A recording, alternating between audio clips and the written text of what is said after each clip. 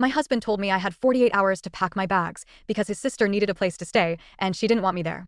He sat me down in our living room, looking all guilty, and said, "Babe, Sarah's going through a hard time. She needs the guest room, and she's just uncomfortable with you being around right now."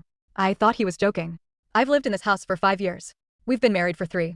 But Sarah has always been the golden child, and my husband, Mark, has never been able to say no to her. He told me I should stay at a hotel for a few weeks, just to keep the peace. I didn't scream. I didn't cry.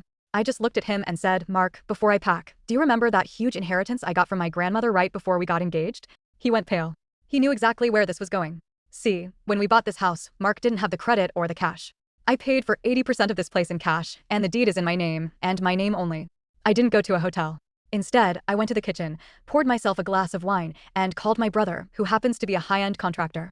The next morning, while Mark and Sarah were out getting her new furniture, my brother showed up with a crew.